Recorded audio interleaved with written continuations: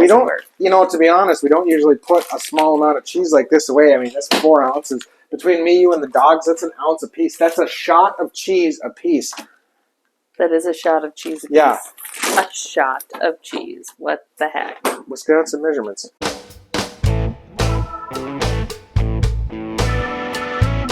Welcome back to Coop to Grill, everybody. Who doesn't love macaroni and cheese? Now, the instructions are really boring. I'm sure you're like me and have been cooking the macaroni and cheese just like it says on the box for the last 30 years. We're going to try something new. I don't know if you guys have seen these yet. There are videos all over the place on TikTok and Instagram. But most of them don't give you the actual instructions. They say a little bit of water and a little bit of milk. Throw some butter in there and voila. Well, that's bull. Wow. Bleep that. No, it irritates me. At least we give you the instructions here. All right. We're going to start out with 2 boxes of macaroni and cheese. We're going to dump the noodles right into the pan. 2 tablespoons of butter right into the pan. 3 cups of water. 1 cup of milk. And this is 8 ounces of Colby cheese. We're not going to use 8 ounces. We're probably only going to use about half of this block. About 4 ounces of Colby cheese we're going to add into this. We're going to put it all in there at the same time. Turn it on. We're going to bring it to a boil. Once it gets to a boil, we're going to let it do that for about 8 minutes until it gets nice and thick.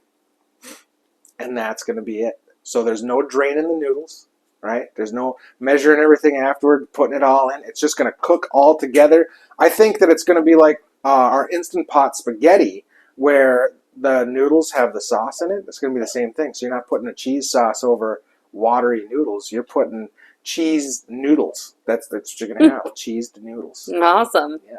Are you ready to get after it? I'm ready. Let's go! We're going to start out with the mac and cheese. 2 boxes. 2 boxes. 2 boxes! Woo! 3 cups of water. 1 cup of milk. Yeah, see, now is where I feel like it's getting weird. Where have I ever stirred you wrong? I haven't. No. That's right.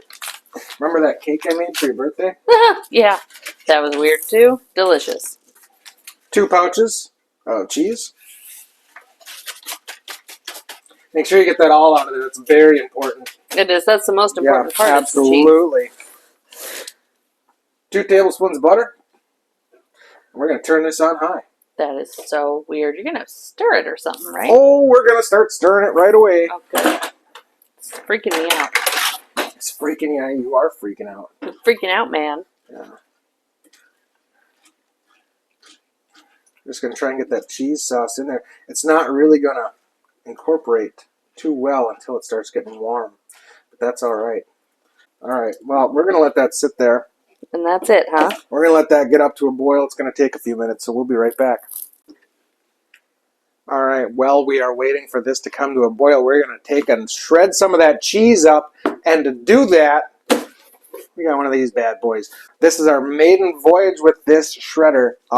You can do all kinds of stuff with it. Cheese. They got it showing shredding chicken. There are blades in here for slicing, so you can slice your potatoes or your carrots or whatever you want. You can even make crinkle cut carrot slices. Yes, there are 5 sets of blades that come with it. So every one of these is a set. They pop right in here. This whole thing is dishwasher safe. And then these things just pop right in. Look at that. Really?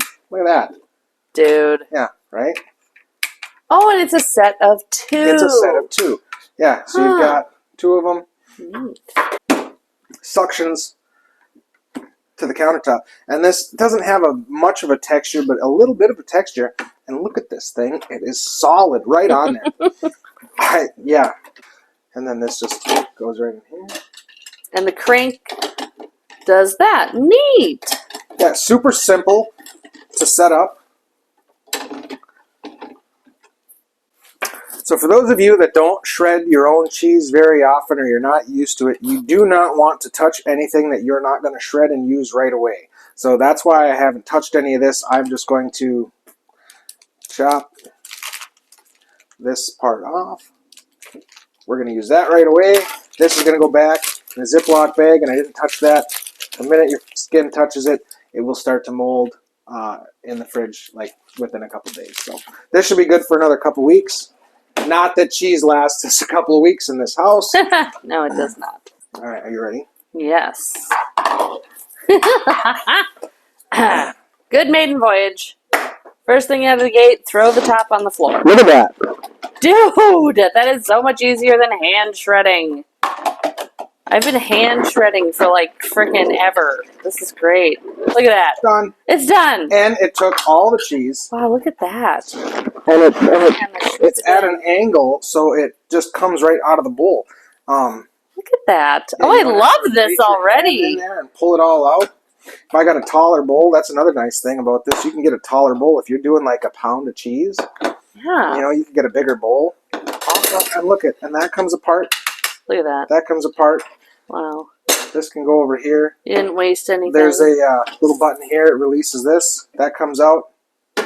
And these They just pop off? just pop right off. Huh. You just grab it and pull it right off. Look at that. Wow. So this whole thing will go right into the dishwasher. Oh, look at it. Hey, it's just coming to a boil. That's perfect. Wow, and it's like cheesy water. This is totally different than the other Now, way. put it on low once it comes to a boil. We're going to pull it off of the heat. Yeah. It's the one thing I don't like about an electric stove. Yeah, it just stays hot too long. Mhm. It's hard to regulate temperature for us. It's like me. Yeah. Glad you stayed out this long. Keep it up. Now, once this gets a little bit thicker and these noodles start to cook, that's when we're going to add our shredded cheese. So we wait 8 minutes from now. Yeah. There you go. And stir that 2 or 3 times throughout this 8 minutes. Okay. All right. This is 4 minutes in. We're halfway through. Look at that. Look at that. It's like real mac and cheese. It's getting there, isn't it? That's so weird. It's starting to thicken up. Oh my goodness. Look at this. This is 8 minutes in. Oh, it's perfect. This is Look at that. the easiest mac and cheese I've ever made. One more thing we got to do. We got our Colby cheese. We're going to add that in. And you can probably add that in about halfway through if you wanted to. But we're going to do it now. Yeah. And just give that a stir. Salt and pepper to taste if you want to, but man, this stuff, when you add this extra shredded cheese in there, it is a little bit salty. So, and we use salted butter. Yeah, so definitely if you're going to add any salt and pepper, I would try it first. Mm-hmm. Look at how gooey that is. That is fantastic. Yeah. You could also use a sharp cheddar or a white cheddar. Oh, yeah. I mean, the cheese options don't limit yourself. Guys, we're in Wisconsin here. Just sky's the limit when it comes to cheese. Use a fancy cheese. I bet you like a 10-year sharp cheddar. Mm-hmm. Or Gruyere. Ones that take your breath away. Gruyere would be good in this. Yeah. It's a good melty cheese. Oh, or Gouda. It would be Gouda. It would be totally Gouda. Something you guys need to understand about living in Wisconsin is that anything with cheese in it can be your main course. Oh, yeah. Yeah, this is, I know typically it's a side dish, but this is my main dish. Other than you're my main dish. I hope so. Well, the puppies are definitely interested. Yeah, they are. All right, taste test time. Really? Is it right? No, that's way better. Really? Yeah. Try that. Oh, I will. Thanks for cooking mac and cheese with us here at Coop to Grill today. Do not forget to like and subscribe and drop a comment. It helps grow our channel.